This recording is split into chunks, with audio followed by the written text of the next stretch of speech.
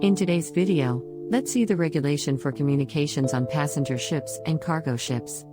The information in this video is sourced from SOLAS, Chapter 3 Life-Saving Appliances and Arrangements, Part B Requirements for Ships and Life-Saving Appliances, Section I Passenger Ships and Cargo Ships, Regulation 6 Communications. This regulation is generally for ships constructed from 1st of July 1998. However, paragraphs 2 and 5 include retroactive requirements for existing ships. The following subjects are discussed in this regulation. Application, Radio LSA, paragraph 2 is applicable irrespective of construction date, distress flares, onboard alarm systems etc., public address systems, passenger ships. Application, paragraph 2 applies to all passenger ships and all cargo ships of 300 gross tonnages and upwards. Radio life-saving appliances, two-way VHF radio telephone apparatus. At least 3 two-way VHF radio telephone apparatus shall be provided on every passenger ship and every cargo ship of 500 gross tonnage and upwards. At least 2 two-way VHF radio telephone apparatus shall be provided on every cargo ship of 300 gross tonnages and upwards but less than 500 gross tonnage. Such apparatus shall conform to performance standards not inferior to those adopted by the organization. If a fixed two-way VHF radio telephone apparatus is fitted in a survival craft, it shall conform to performance standards not inferior to those adopted by organization. Two-way VHF radio telephone apparatus provided on board ships prior to February 1, 1992 and not complying fully with the performance standards adopted by the organization may be accepted by the administration until February 1, 1999 provided the administration is satisfied that they are compatible with approved two-way VHF radio telephone apparatus. Radio life-saving appliances, search and rescue locating devices. At least one search and rescue locating device shall be carried on each side of every passenger ship and of every cargo ship of 500 gross tonnage and upwards. At least one search and rescue locating device shall be carried on every cargo ship of 300 gross tonnage and upwards but less than 500 gross tonnage. Such search and rescue locating devices shall conform to the applicable performance standards not inferior to those adopted by the organization. The search and rescue locating devices shall be stowed in such location that they can be rapidly placed in any survival craft other than the life raft or life rafts required by Regulation 31.1.4. Alternatively, one search and rescue locating device shall be stowed in each survival craft other than those required by Regulation 31.1.4.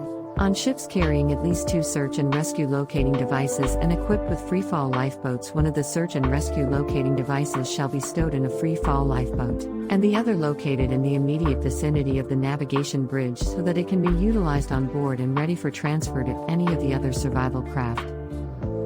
Remaining subjects will be discussed in the next video. Dress flares. Not less than 12 rocket parachute flares, complying with the requirements of Section 3.1 of the Code, shall be carried and bestowed on or near the navigation bridge. Onboard communications and alarm systems.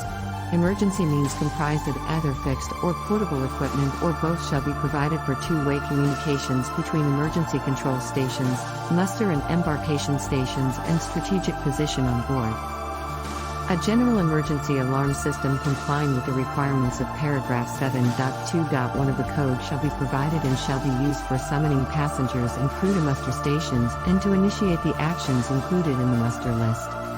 The system shall be supplemented by either a public address system complying with the requirements of paragraph 7.2.2 of the Code or other suitable means of communication. Entertainment sound systems shall automatically be turned off when the general emergency alarm system is activated. The general emergency alarm system shall be audible throughout all the accommodation and normal crew working spaces.